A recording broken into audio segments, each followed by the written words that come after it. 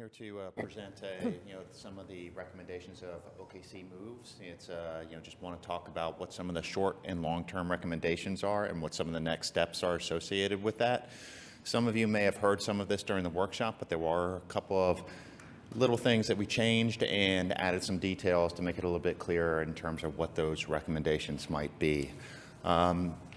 We're not looking for a decision today. We're looking to try to make sure that you have the details available to yourselves, so that you can approve this plan during the January or February timeframe of next year. So I want to start off by saying, again, what is OKC Moves? What is the planning process? It's an in-depth look at the strengths and weaknesses of the existing system, how it's operating right now, and how we can look at growing the system to grow with the population and employment growth that has been happening throughout the region. This looks at everything from where ridership is to how on-time routes are, and also what some of the requests for services are for existing customers as well as potential customers. The end result of this is a guide for future short-term and long-term changes to the system. So I want to start off with the short-term recommendations. The goals of the short-term recommendations was to leverage the investments that you're making right now with the Northwest BRT line. How can we integrate local bus services to make sure that that investment is a success? Begin looking at expanding into new areas, address one of the chronic issues that you have right now, which is on-time performance with some of your existing routes, and do this within your existing budget levels. We went over most of these during the previous workshop, but I still want to touch base on some of the short-term changes associated with this. There's two recommendations associated with integrating the existing route network with the Northwest BRT. The first one is to extend Route 8 out to Council and Northwest Expressway, serving some of the new regional job centers that are associated there, Walmart, Target, and other shopping areas, as well as make a consistent alignment so that it touches base with the BRT in multiple areas to facilitate transfers with the Northwest BRT and this route, and also provide consistent service to Baptist Integris. Each one of the maps that you see in this presentation, we have a web link that is provided at the end of the presentation that you can click on and take a look at the specific details of where routes are going and what potential changes are to every route. So if you want to see additional detail, that detail is being provided to you. One of the other elements of integrating the Northwest BRT into the network is to truncate Route 5, at Classen and Northwest Expressway, so that Route 5, which is an existing route connecting Memorial Drive with downtown Oklahoma City, so it does not duplicate the BRT line on Classen between Northwest Expressway and downtown, and instead we tie into the BRT route at the Blackwelder station. And there's a series of recommendations to improve on-time performance and to help buses run on time. Typically, these mean that the buses, we're looking at minor modifications that shorten the route. And I've got a series of quick slides that show that. Route 12 would be shortened to operate more directly on Exchange Avenue instead of on Reno and Pennsylvania. Route 13 would use Reno between Western and Walker instead of the 3rd and 4th Street couplets. Route 16 would likewise, use Reno rather than 3rd and 4th, to travel between Western and Walker. And Route 23, which is one of your highest ridership routes, would, serve the state capital area a little bit differently so that it would no longer serve 24th Street. There's a stop 800 feet away from this that would continue to have service, and it would reduce the travel times for Route 23 by 2 minutes in one direction.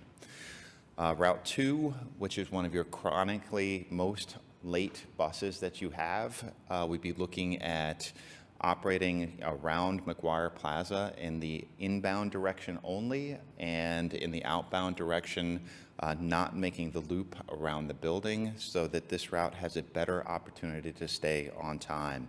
All existing residents of McGuire Plaza would still have the opportunity to have front door service with this as well. Finally, one of the things we did is we did a statistical analysis of every segment for every route to take a look at how well the routes were staying on schedule, and we looked at making travel time adjustments, a couple minutes one way, a couple minutes another way, depending on what the data was telling us, to completely redo the schedule for every route so that the buses could stay on time more often than what they do right now. We also looked at a couple of changes to some of the more significant changes to some routes. Routes 15 and 19, which serve Spencer and Midwest City. We'd be looking at combining these two into one route that operates consistently, hourly throughout the day, that hits the highest ridership areas of these. This is an improvement from 80-minute service for Route 15, and an improvement for folks that live in Spencer, because they now have a one-seat ride to downtown and the regional opportunities that are the regional job and employment and shopping opportunities and service opportunities that would be closer for them and more easy to access. This recommendation, needs some concurrence from existing funding partners such as Midwest City, Del City, Rose State College, as well as the county. Likewise, we'd be looking at making adjustments to Route 14. This currently is designed to serve the Crossroads Mall, which is no longer active, and so we'll be looking at putting a better destination at the end of this route. There's a neighborhood Walmart center, a grocery store, as well as tying together closer with Route 15 in Del City to provide another destination to the end of the line of Route 14. This would provide a better opportunity for residents along Southeast 44th and South Oklahoma City to get to places where they need to go. This also requires a funding agreement with Del City to make this happen. One of the last short-term changes we'll be looking at is to simplify Route 24, which is the commuter route between Norman and Oklahoma City. And in Oklahoma City, this route makes if you look on the map, there's a series of dotted lines, a convoluted one-way loop that is very difficult to understand. And so we'd be looking at shortening this and serving the two biggest employers in Oklahoma City directly, and having every trip end and begin at the transit center, and having this route operate every 2 hours, so that it's currently a little over 2 hours. By operating every 2 hours consistently, it allows for better transfers to service in Norman, as well as to all other EMBARK services at the transit center. So it will increase the draw area and the ability for folks to get to this route, and ultimately increase ridership on this as well. Overall, the short-term recommendations are designed to provide more reliable service, connect to the Northwest BRT line, better serve some of the outlying areas, Del City, Midwest City, and Spencer. And they can ultimately, they don't require a significant or big increase, from your existing operating budget. They do in areas where there are route extensions. There are new bus stops that will be required in order to make these happen, as well as potentially sidewalks associated with this, so that pedestrian access will complement the investments and fixed route services associated with that. There is one other recommendation as we took a look at how do we integrate the Northwest BRT into the overall service structure, and this is something that would require an additional investment in order to make this happen, which is ultimately to combine routes 3 and the existing Route 3 and the truncated Route 5 into one route that would serve Northeast Oklahoma City, the Belle Isle area, and the Classen Belle Isle area, and then extend out to Quail Springs Mall, as well as the hospital up north, Mercy. This would give a connection to Northeast Oklahoma City directly to the Northwest BRT, which would strengthen that. It would connect Northeast Oklahoma with jobs and services, so that folks would not have to come downtown for every trip that they would have. But it would require an additional bus and additional operating resources to make. This is the single, if we were to say, what is the single next thing that we would do next if we had the resources to do this? This was the missing piece that we, in order to make the BRT better and connect to more places, this is the missing link that we would do first in order to regionally integrate and respond to so many of the things that we heard about what some of the needs were in the community, in particular, Northeast Oklahoma City. Also, that concludes, the look at what are some of the short-term recommendations, and then I want to transition. Yes. But there are at least 3 charter schools in the Crossroads small area, and I wonder if we have any sense of if there are any students who are using that route to get to school. Since they are charter schools, they don't provide their own transportation. And then, there are plans to build an Asian marketplace there as well. So in regards to recommendation on Bus Route 14, if that was taken into consideration. Yeah, one of the things we did look at when we looked at making these route changes was what the ridership is today, in order to get an understanding of how many folks we would negatively impact. I believe there's less than 5 riders a day at the Crossroads Mall right now, and okay. I don't even think it's 5, but I don't want to mislead. Sure. It's very, very low. Okay. Thank you.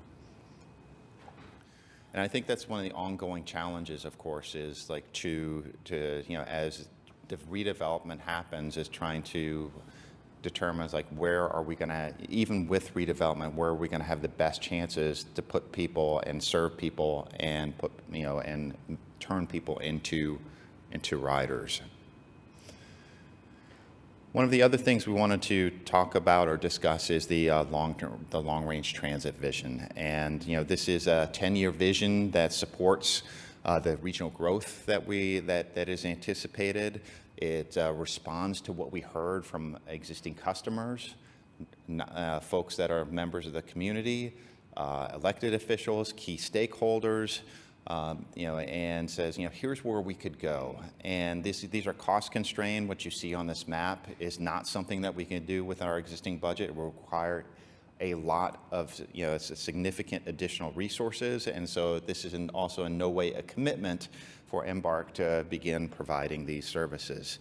But what it does is it shows, if we were to take, a series of next steps to expand the service area, make the service more convenient, and respond to some of the perceived needs within the region, this is what it might look like. In essence, there's 7 different themes that we look to address here, which is, more permanently address some of the on-time performance challenges, begin looking at creating high-frequency corridors throughout the city, operate service later, operate at better service on weekends, respond to the multiple requests to say, we don't need to come downtown for every trip, have more direct service outside of downtown, and create new routes or route extensions to serve growing areas that don't have service right now. And to begin understanding that every mobility challenge in Oklahoma City does not need to be served by a 40-foot bus. Use some of the new technology that's available to us, with on-demand service in order to begin looking at this. This requires over 300,000 new annual service hours, and implementing this vision in its entirety would also require close to 60 buses. Again, almost a doubling of the fleet that is operated right now. So For each one of these, themes, and again, there's a individual route map for every single one of these, any route changes in the long term, as well as a GIS-based web map that you can, go through and take a closer look at it. But for the sake of brevity, I just wanted to touch on a high level, some of the high level themes here. We'll be looking to improve on-time performance. There's 4 different routes that we've identified as, having chronic, potentially chronic issues with on-time performance, and the routes are being asked to travel quickly, faster than we'd probably like to see. And in order to keep them on time, we'd want to add a vehicle into the schedule to ensure that they do stay on time. So this would require, about 22,000 extra hours and 5 new buses in order to do. We also, as a result of looking at existing ridership, as well as some of the future development patterns, we'd be looking at creating a high-frequency transit network, much like the Northwest BRT is looking to do at the beginning, is to create routes that operate frequently 7 days a week. And the 3 corridors, or 3 routes, Route 13, which is South Oklahoma City to downtown, Route 23, which is 23rd on the north side, and Route 38, which is 10th. We'll be looking at operating every 15 minutes, 7 days a week, and this would provide a level of convenience to existing and potential customers that is simply not there right now, and begin extending the network of high-quality service that the Northwest BRT is going to start. This would require approximately 65,000 annual hours and 17 new buses. One of the things we also heard repeatedly from our existing customers was that service doesn't operate late enough. I know, steps have been taken to operate later service, but we'd be looking as a part of this recommendation to operate all routes till midnight, Monday through Saturday, and till 10 p.m.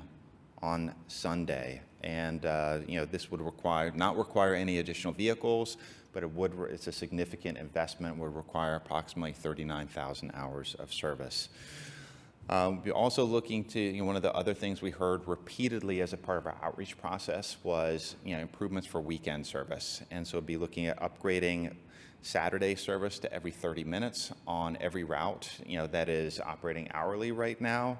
And with one exception, Route 15, would be looking at operating hourly throughout the day. This would require approximately 16,000 hours more than in order to make this improvement. And last, there's a series of new routes and new connections, or extensions of existing routes. One of the things that we heard as a consistent message was a connection to the airport and a connection to some of the warehouse distribution jobs at 44th and Council. So be looking at creating a route that does something like that. We'd be looking at creating a route that a 44th Street crosstown on the south end, a Southeast 15th Street route, and a May Avenue crosstown that extends from the Quail Springs Mall all the way to OCCC and past OCCC to the Amazon Distribution Center on Portland. These changes require a significant amount of investment, 96,000 annual hours, as well as approximately 20 new buses. We also, one of the other elements was extending existing routes to new destinations, such as extending Route 18 from Northeast Oklahoma City to the Quail Springs Mall area, and some of the new shopping and employment areas that have opened up in that area, connecting Baptist Integris to the Reno hub, extending local service to Moore, and extending Route 16 in South Oklahoma City to a destination, the Walmart on Santa Fe. These improvements will require approximately 54,000 hours and 12 new buses.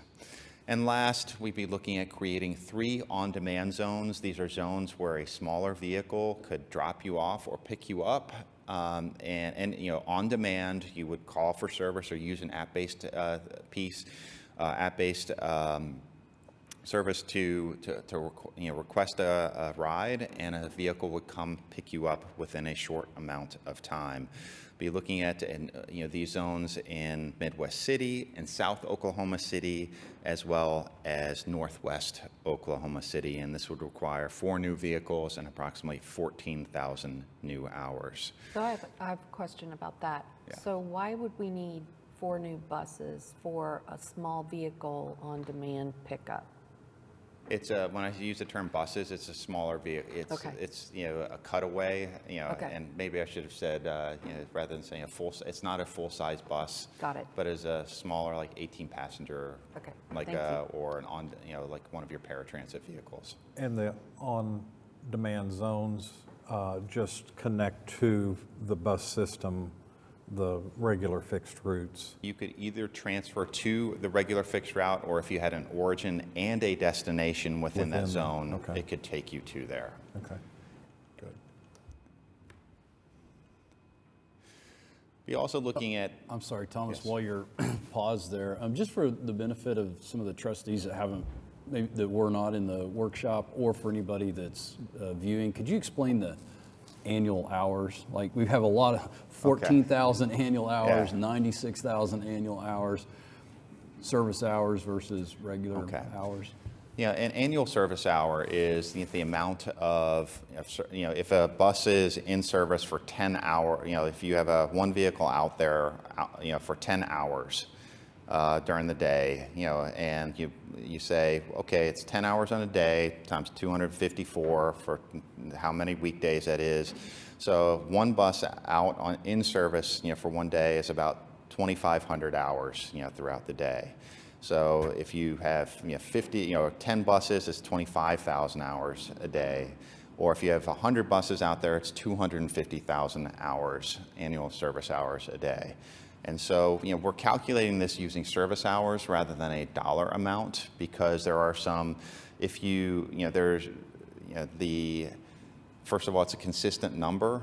And second of all, there are some changes, if you make an improvement during times when your base is open, it's one cost, but if you have to keep a base open or open a base such as service later on a Sunday or later on a Saturday, there's an additional cost associated with that, because you have to pay maintenance, dispatcher, supervisors, and so forth. So there's a small nuance here. So we're staying high level with using annual service hours. But ultimately, we're going to be looking at putting a dollar cost to each one of these as we put this into a final plan. Thank you. One of the other elements, with this service investments is secondary hubs. And right now you have, the downtown transit center as well as the Reno hub, where you have, service coming together and, passengers waiting. We'd be looking at expanding this to investing in 5 different locations at the Quail Springs Mall, and in Del City, at the Santa Fe Walmart, at OCCC, and also an investment in the Reno hub itself, as it becomes an even more important focal point than what there is out there today. The costs of these secondary hubs can range anywhere from less than $500,000 just for enhanced shelters and lighting, to something that if you had off-street parking, as well as facilities for the operators or your customers, those costs could go up dramatically, and in terms of if you have to acquire land and actually build and maintain things, and it could range anywhere from $1 million to $5 million. It's site specific, but we wanted to give an idea of and not necessarily say here's specifically what we're looking at each one of these areas, but there's a range of capital improvements that would be necessary to implement this. One of the other elements that's associated with this supporting capital as well is that there is no way your existing maintenance base can support the number of buses that is shown here. So there would be a need to expand the maintenance base, and planning work for looking at what that might look like is underway. There'd be a significant number of bus stop and sidewalk improvements that would be necessary in any area where service would be expanded to. Your complementary Americans with Disabilities Act paratransit service would need to expand as well. The service area doesn't necessarily expand that much, but from a temporal perspective, if you're operating fixed route service later into the evening, the paratransit service would need to expand with that as well. There's a series of service expansions into the Village, Moore, Del City, Midwest City that will require the agreements with them, a cost-sharing agreement in order to make these happen. And lastly, there's a series of technology investments that would also likely be necessary, to improve, information to our customers, as well as, allowing buses to operate more effectively. So, these different buckets of improvements, as a part of our public outreach process, we asked, how do folks support that? The level of support for increased frequency, improving on-time performance, later service, and improved weekend service were the biggest things that our existing customers responded to. Serving new areas and on-demand services, were seen as less important. In terms of, from our existing customer perspective. Improving frequency is going to give you the biggest bang for the buck in terms of, how do we increase ridership from a system perspective, but it's also one of the most expensive, and it requires, the base to be expanded before this could happen. So there's a series of, still questions from a prioritization perspective of looking at what can we do today, what can we do within our existing base framework, and how do we look to the future in terms of what additional investments would need to be made. One of the last things I want to touch base on is just, how does both the short-term recommendations and the long-term recommendations compare to existing service metrics in terms of population served, in terms of low-income population served, the number of jobs that are served, as well as how many additional revenue hours would be required and additional buses would be required. One of the biggest investment changes between the existing and short-term recommendations are that as a part of the short-term recommendations, we are including the Northwest BRT investment associated with that, including the revenue hours, as well as the additional buses that are associated with that. And that does mean that we would now have 20,000 more people or 18,000 more people living within a easy walk, a quarter-mile walk of the Northwest BRT in service every 15 minutes throughout the day. The long-term recommendations would quadruple that to almost 80,000 residents, but would also require an additional investment. Overall, the short-term recommendations show a slight increase in the number of jobs that are being served by EMBARK, and a small decrease in the number of population served by jobs. But the folks that are being served would have higher quality service as a result. As I mentioned earlier, for each one of the short and long-term recommendations, there's a web map. It's a GIS map that will allow you to turn on and off any individual route to show where is it today, what does it look like in the short-term recommendations, what does it look like in the long-term recommendations. We also have individual route maps, like some of the ones that we've shown in this presentation, that allow you to see, here's where the existing route goes, and here's where the potential recommendation looks like as well. And there we have it's a 20-page write-up of every single one of the potential route changes in terms of what the change is and what some of the potential benefits are associated with that, like why are we looking at doing that. So unless there's any questions, I want to talk about where do we go from here. We're going to be summarizing these elements into a draft final report that will be completed in the next several weeks. That will take a look at, what is the market for transit? What do customers tell us? What do non-customers tell us? How's the existing service operating? And, the short and long range recommendations. a supporting capital, what is the supporting capital infrastructure that we need, and ultimately an implementation plan that says, here's how we would take the next steps toward implementing the vision. We'd be looking for approval of the plan in the January or February 22 timeline. That concludes the formal presentation, and if there's any questions, be more than happy to answer them.